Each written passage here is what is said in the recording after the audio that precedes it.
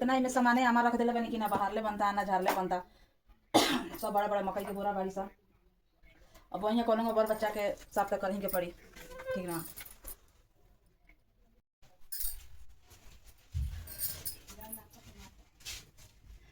अब चलता नहीं पलंग के नीचे घुसे तना बनेला दिक्कत होला, लेकिन अब चलता नहीं अब नीचे घुस के बाहर है। बाहर में थोड़ा दिक्कत होता है, कहीं से सर सामान बाटे वो लोग से दिखाई कहीं है। तो अब पता ना कहिए ले आमा बाबूजी अथी करे लो, फिर एक बाद में घर खाली है। तब तक अब घुसता नहीं पलंग के नीचे और सब तरह सब निकाले जरूर आएंगे।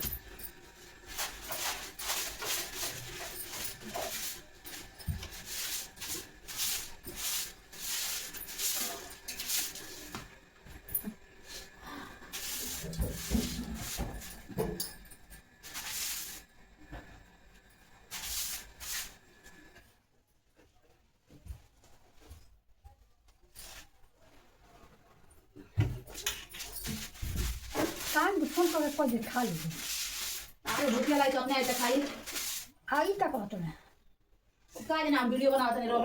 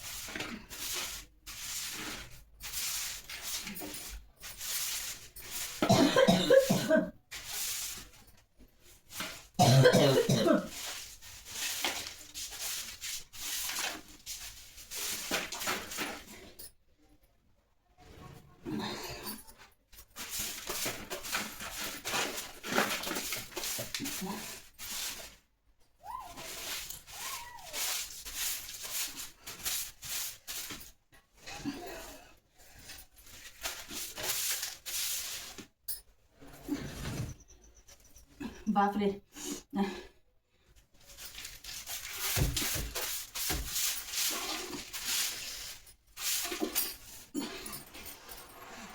पलंग के नीचे घुसल लगा जा दिमाग खराब।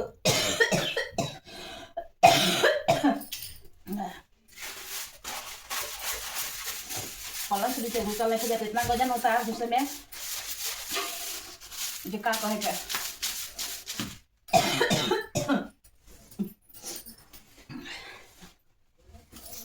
बाप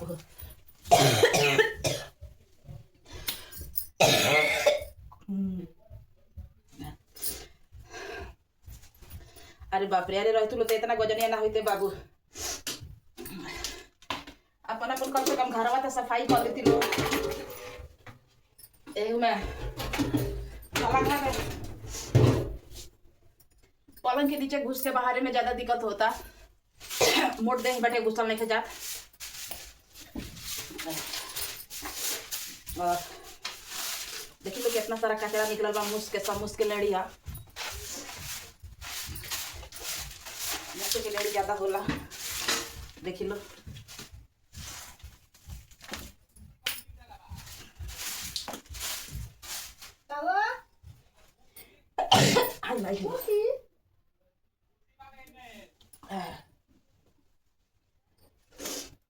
मरचा खाली भामाता बुझाता ना कोई मरचा घुस गइल बा।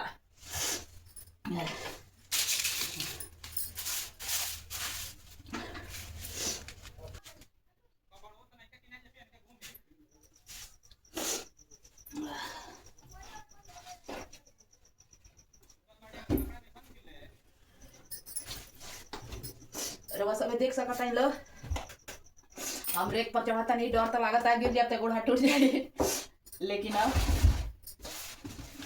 रेक पर हम चढ़ाता नहीं ठीक बा। रेक पर ना चढ़ा ना तो बक्सा अब कसो धस जाई तो हमार देवरानी कही कि दीदी हमार बक्सा तुल देले बनी सब कुछ से डरे के पड़ी।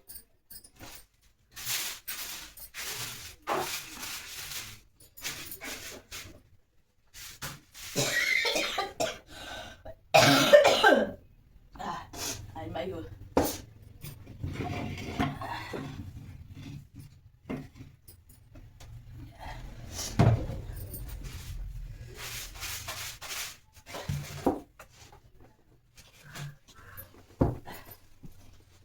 चढ़ल रेक पर चढ़ल बनी। अब दिवाली के सर सफाई करे खातिर देख लो लालटेन है रोगा लोग के घरे लालटेन जरेला कि ना कमेंट बॉक्स में जरूर बताइए।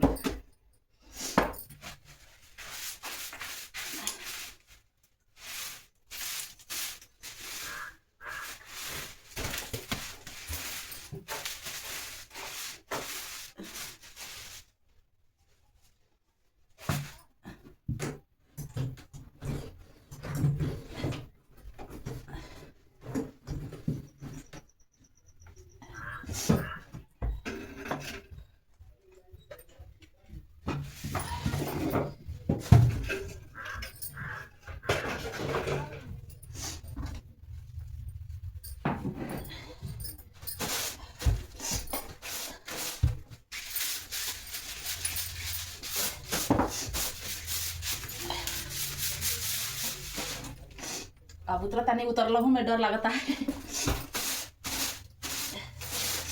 अगर चीज कहीं गिरा नहीं कि मुड़ी हमार पैर आ मुंह दूर हो जाए ठीक बा। साल भर पर तब बढ़िया से एगो सफाई होखेला।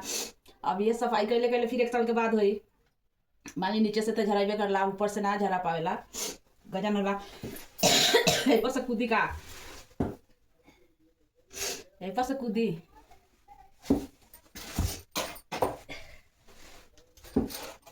कूदता नहीं बताए न रोलो हम कूद जाए कि छोड़ दी कूद जाए कि छोड़ दी कूद जाई बहुत नीचे बा हम बानी ऊपर हई अपना देवरानी के बक्सा पे बानी। बक्सा अगर जो टूट जाई तो हमार देवरानी हमके जिंदगी भर कही कि दीदी हमार बक्सा तोड़ दी बट कूदता नहीं कोई बात ना।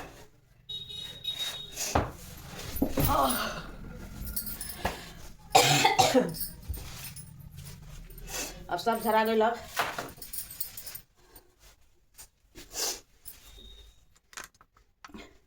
देख सकता इन लोग को सब झाड़ देने बने। अब एक और घर बाकी रह गए बेटे हमरा छोटे देवरानी के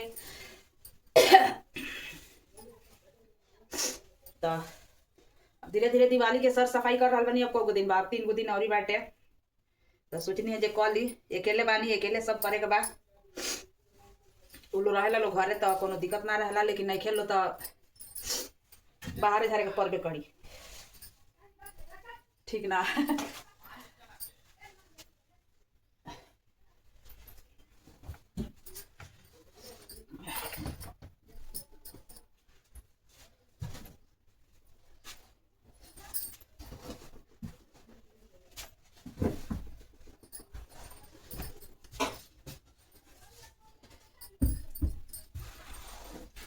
हो गई बढ़िया। अब चलता नहीं हम नीचे से बाहर झाड़ के निकाले और वालों से दिखावा नहीं कि देखी लो कितना गजन होता बाहर में कि का कहे कहीं खाली आमा के वजह से होता कि मान ली कि सब सामान नहीं मिलिया के गाज दिले बने हम कहनी कि होने साइड में धरी ओसारा में धरी कि तनी खाली रहेला तो और का बाहर में अच्छा रहेला ठीक ना। तो गजन तो आखिर हमरे होता देखी लो केंगा बाहर आई बाहर झाड़े में दिक्कत हो ना दिक्कत तो होके करे ना सब कुछ बात तो वहीं कगरी कका के बाहर देता नहीं।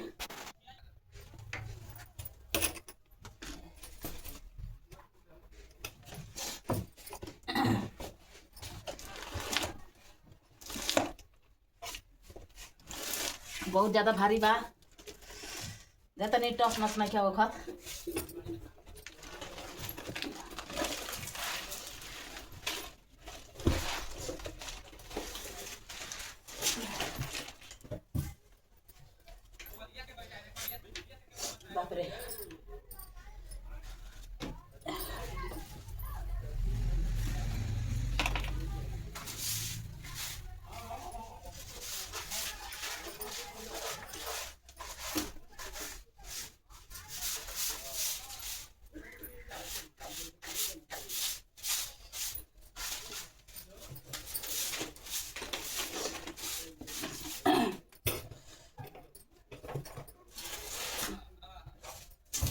पलंग सर सफाई ना करनी है कैसे कि पलंग एक दिन के हम खोल के साफ कर देले बानी तो ना हम कपौनी है।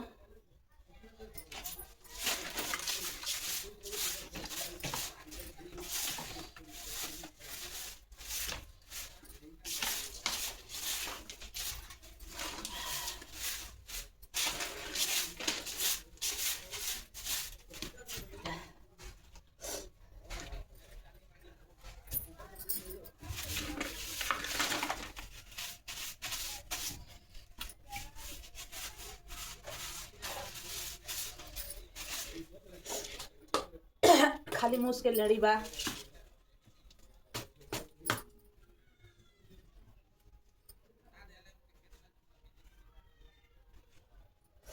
टोपी टोपी है बल्लू के धा देता नहीं हम तो लगाई हम अच्छा उठा देता नहीं बाहर में।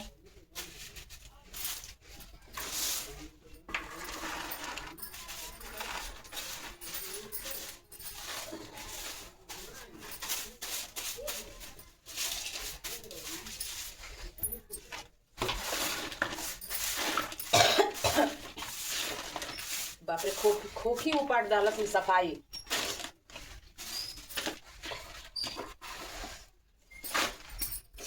मरचा मंगा के एक बार 1 किलो धैला रहनी है तुम्हारी पर सारा मुस ढो के ले के पलंग में जतन कर डालला सा। अब मुँह मरचा खोजी तो मरचा मिलबे ना करे सब्जी में डाले के रहे। जब पलंग खोलनी सर सफाई कहनी तो इतना मरचा पलंग में से निकलल और आलू निकलल मकई निकलल सब मुस ले के वही में जतन कर लगला सन। केकरा खातिर तो हमरा देवराली खातिर बल्लू के मम्मी खातिर कि बल्लू के मम्मी आई तो खाई है मरचा डाल के और आलू के चोखा बनाई है। सब निकाल के बीगा नहीं तो पलंग में कुछ नहीं है पलंग साफ बा।